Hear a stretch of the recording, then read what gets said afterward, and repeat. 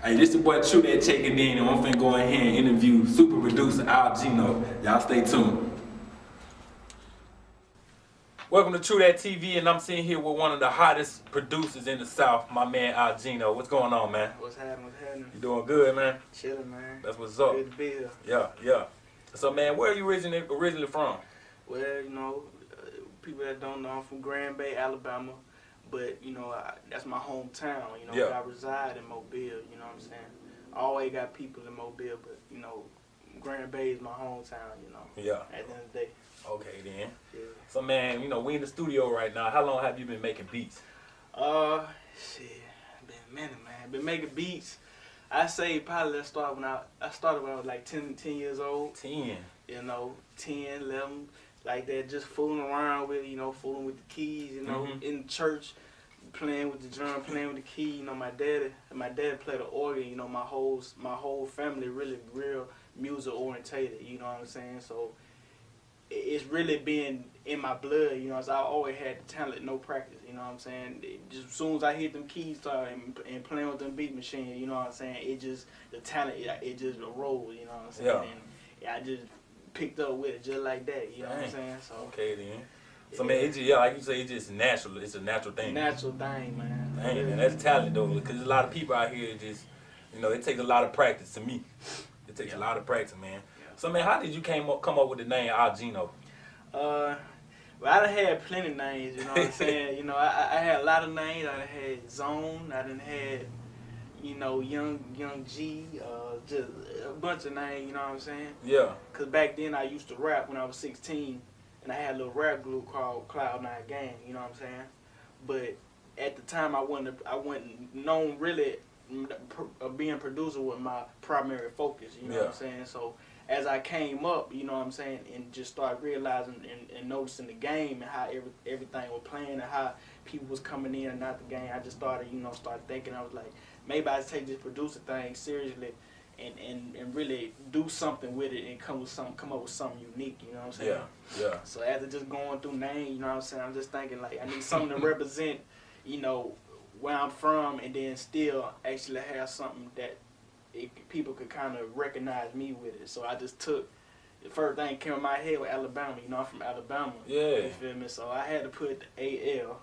So I was like, okay, Alabama. So what can I incorporate with Alabama in my first name? Because my first name is Geno. Yeah. So I said, man, let me put one and one together and came with Geno. You know what I'm saying? So, yeah, I ain't never think of that. When I always hear Geno, I was like, what Al mean? You know, I ain't never think Alabama.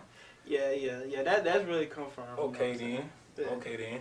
So man, now I seen you did a lot of work and still doing a lot of work with Young Bleu, man. So do you remember the first time cooking up a beat with him, man? Yeah, man. It was about the time he was doing the Go Ahead. He was going through that, you know what I'm saying, that phase, you know what I'm saying. At the same time, big shout out to Bleu, you know what I'm saying. Me and Bleu, we been working like, it was like, hey, we just clicked soon we worked, you know what I'm saying. Like, soon as we hit the booth, I hit him up. I was like, bro, we need to work, we need to do something. And then, you know what I'm saying, he hit me back. He was like, yeah, we need to make arrangements, you know what I'm saying. Back then, I was just really coming up, you know what I'm saying. I ain't had the name I have now, you know what I'm saying. I'm still where all I have a laptop and speakers, you feel me. I ain't had no studio, really. I just had my bedroom. That's all you needed at that time first. Yeah, that's all you really need. You know, nowadays, you know, how you got these big studios, they got all this nice equipment, but at the end of the day, you know, most of the hits is just really just a laptop and computer, you know what I'm saying, headphones. Okay. You know what I'm saying? That's really all you need. You know, you don't need to have no big studio. But as I was saying, you know, that's really all we had when he came to my studio, came to my apartment. Cause really I had my setup in my apartment, you know what I'm saying? So when he came over, I just listened to some of his tracks. He said, oh yeah, I'm working on this tape called Investments. That was his first tape. Well, not his first tape, but it was his first tape that he was getting ready to do as an independent, you know, without, cause I know at the time he was with a Drummer Boy. Yeah. You know, so that was really his next project, and I was like, yeah, I'm ready. I wanted to go ahead and connect and take, like, really work on that project and really take our time with it.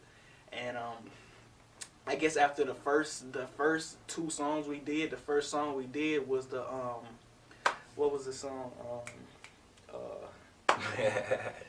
Yeah, I did a lot. But, See that? yeah, I mean, we did a lot of songs. You know what I'm saying? I think the first song we did was "Yelling Margellus." A lot of people, when we did that track, that kind of rose and flat. It was like, oh yeah, man, Young Blue got a new producer. Them boys working. You know what I'm saying? And that kind of put my name out there. It gave me, you know, got me more credibility and got credit to my name. And it was like, you know, everybody started looking like, oh, this is a new sound. That's in the city, man. I need to work with this guy. Who this guy is? They said, oh yeah, that boy Geno. That was something serious. And that really what brought the whole city towards me. You know what I'm saying? And after that, we just from investments 1, 2, 3 to 4, we just ran with it, and you know what I'm saying, and everything been uphill from that. You know what I'm saying? That's what's up. That's what's up, man. So man, like you know, now Young Bleu is like considered like a big name artist now, man. So how does it feel, man, to just be, you know, like he's one of his main producers? Yeah. You his go-to guy now. Yeah. Yeah.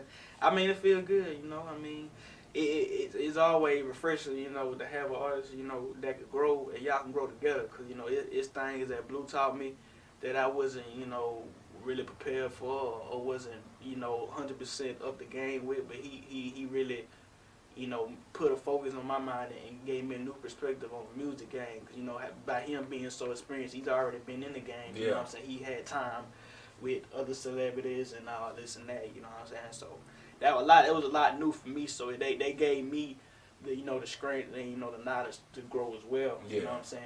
And kind of learn like what he was going through and everything like that. That's good though. That's good.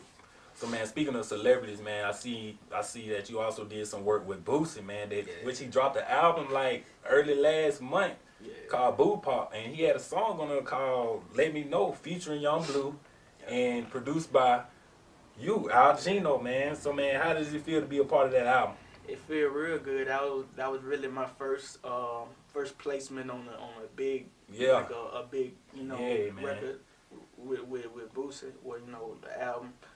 And that felt real good, you know, when I went to Atlanta and linked up with Boosie. And, you know, just that whole experience was a real good experience for me, you know what I'm saying? That's one of Boosie's legend down here in Atlanta, not Atlanta, but Alabama, you know. So it was all good, you know. Good, I already know it felt good, because when I seen it, man, I was like, listen to the song, and then all I heard was Geno on the trial, like, no, he made it. I was like, okay then. So man, you know, so on a regular, how many beats do you make a day, man? I say on a slow day, I can make about 3. About 3? About 3 beats a day.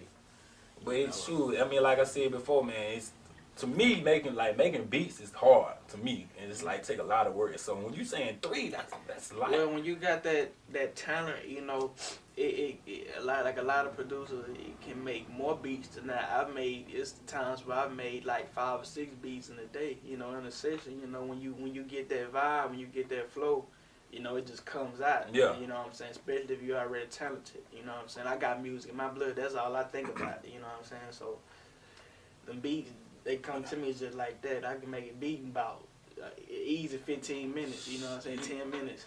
That's just how it be. You know. Man, so like, I mean, I know a lot of people, you know, like I said, a lot of people I talked to before and stuff, they didn't try making beats. I even tried to make beats back in the day with FL Studio, and it's hard, man. I just tried to look at all the stuff and different beats. I'm like, man, I don't get it. So man, I'm asking you, what is the hardest thing about making beats though? Sometimes it's really like the concept, you know. You want to get that vibe going first. You know what I'm saying? If you got that vibe, it's easy to roll off of it. If you ain't got no vibe to go off of, say you just in there with a blank mind and you don't know what direction to go, it kind of get tough. You know what I'm saying? It take more time to really come up with something. You know, but when that vibe is there, it's easy to just roll off of it. You know what I'm saying? Yeah. Okay then. Okay. So man, can you describe to me a good quality beat? Cause there's a lot of people that make beats, and I'm like, I don't know. What's a good quality beat? Really, the way I look at it, you know, quality is just really that bounce. You know what I'm saying? You trying to get that everybody. If they head moving like that, you know what I'm saying? You did your job, and that's what I aim for. You know, in every beat. You know what I'm saying? If your head ain't moving, you know, it it ain't done yet. You know what I'm saying? Yeah. So that's why really when I look for in quality, I mean, far as like, I don't really add much. You know what I'm saying? There's some beats where I'm like, I would add multiple instruments. You know what I'm saying?